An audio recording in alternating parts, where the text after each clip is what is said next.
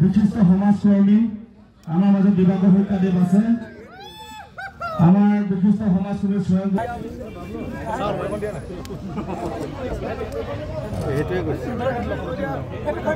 আমাৰ মাজত জ্যেষ্ঠ ব্যক্তি সুৰেশ বৰুৱা ডাঙৰীয়া আছে তেখেতকো আমি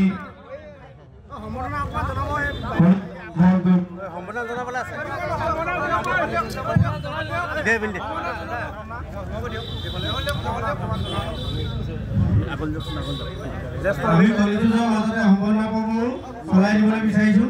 গতিকে আমাৰ মাজত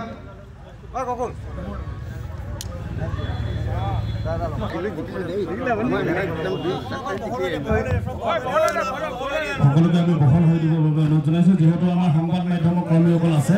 তেখেতলোকৰ ভিডিঅ' ল'বৰ বাবে অসুবিধা হৈছে গতিকে আমি সকলোকে বহলভাৱে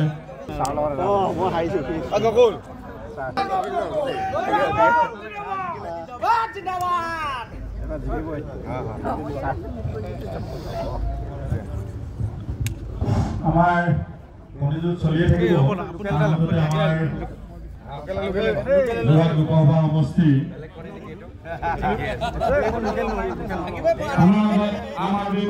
আমি ভাগ ললো প্ৰথমতে মই গাড়ী আছো পিছত টেকনিকটো গম পাই গ'লো একেৰাহে প্ৰথমতে যোৰহাট নকবা যেতিয়া আমাৰ প্ৰচাৰ যথেষ্ট আমাক জানিবলগীয়া আছিলে শিকিবলগীয়া আছিলে বিভিন্ন অঞ্চলত যাবলগীয়া আছিলে এতিয়া প্ৰায় চব ঠাইত মোৰ যোৱা হ'ল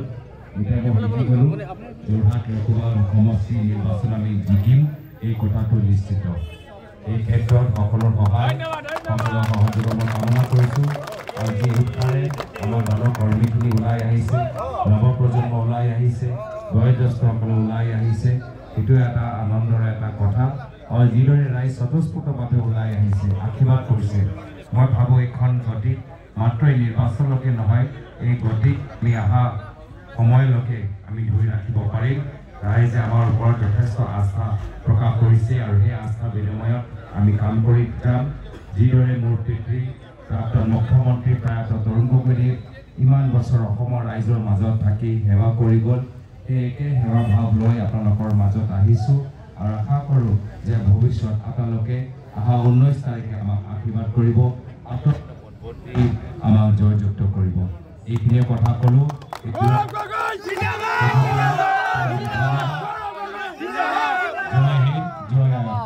আজি এটা আনন্দৰ এটা দিন উল্লাসৰ এটা দিন অসমীয়া নৱবৰ্ষ উপলক্ষে চবকে মই শুভেচ্ছা জ্ঞাপন কৰিছোঁ আৰু ৰঙালী বিহুৰ উল্লেখ যাচিছোঁ আজি ইয়াত আহি আমাৰ বিভিন্ন অনুষ্ঠানত গৈ মানুহক লগ পাইছোঁ নামঘৰত সোমাই সেৱা আগভাগ বঢ়াইছোঁ আৰু নিশ্চয় কণী যুঁজ আমাৰ এটা পৰম্পৰা আৰু সেই পৰম্পৰাটো মই ভাগ লৈছোঁ অলপ টেকনিকটো সেইটোৱে অলপ সময় লাগে শিকিবলৈ তথাপিও ভাল লাগিলে আজি কোন হাৰে কোন জিকে এইটো কথা নহয় এটা আজিৰ তাৰিখত আমি সকলোৱে আজি এটা মিলনৰ এটা পৰিৱেশ আছে এটা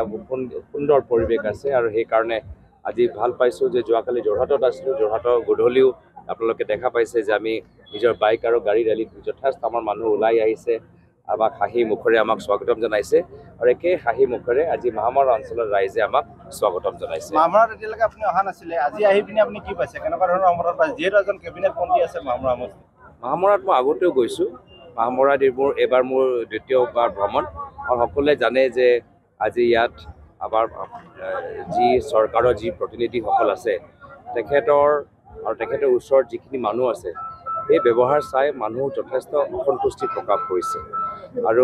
বিশেষকৈ বাগান অঞ্চলৰ বাগানৰ ৰাইজ এতিয়া নিজে ভুগি গৈছে যে তেওঁলোকৰ বাগানবোৰ কোনোবাই কিনিছে তাৰপিছত সেই বাগানটো যোৱা 1.5 বছৰৰ পৰা বন্ধ কৰি ৰাখিছে আৰু এই ক্ষেত্ৰত বিজেপি চৰকাৰে কোনো মাত মাতা নাই তাৰ এটাহে আমি প্ৰমাণ পাওঁ বা এটা ইংগিত পাওঁ যে বিজেপি চৰকাৰ বাগানৰ শ্ৰমিকসকলৰ লগত নহয় বিজেপি চৰকাৰ নিজৰ ঘনিষ্ঠ হৈ থকা কিছুমান ব্যক্তিসকলৰ লগত আছে যিসকলে মাত্ৰ বাগানটো কিনিছে সেই মাটিটো চাই তাৰপিছত তেওঁলোকে মাটিটো বিক্ৰী কৰিবলৈ বিচাৰিব আৰু মানুহবোৰ শ্ৰমিকসকলক আজি তেওঁলোকে ভূমিহীন কৰিবলৈ বিচাৰে এনেকুৱা এটা পৰিস্থিতিত আমি ৰাইজৰ লগত আছোঁ আৰু ৰাইজক কৈছোঁ যে আমাৰ জনসাধাৰণত ৰাইজে ৰজা আৰু এইখন অহংকাৰী শাসনৰ পৰা আমি ৰাইজক মুক্তি দিয়াম। মুখ্যমন্ত্ৰীকে ধৰি গোটেই মন্ত্ৰীসভাখনে গৌৰৱ গগৈ হৰুৱাবৰ কাৰণে যোৰহাটত বাহৰ পাতি আছে। বিশেষকৈ মুখ্যমন্ত্ৰীকে ধৰি পীযুষ হাজৰিকাকে ধৰি বহুকেইগৰাকী মন্ত্ৰীয়ে ইতিমধ্যে প্ৰচাৰ চলাইছে। গৌৰৱ গগৈ কিয় টাৰ্গেট হৈ পৰিছে?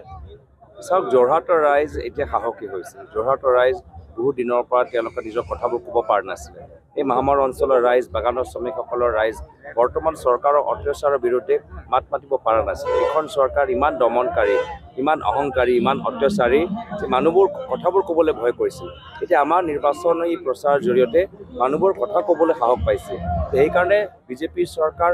মোক লৈ ভয় কৰা নাই। অসমৰ ৰাইজ যে সজাগ হৈছে, সচেতন হৈছে, কথা ক'বলৈ যে সাহস পাইছে, এইখন চৰকাৰৰ বিৰুদ্ধে মাত মাতিবলৈ যে সাহস পাইছে, বিজেপি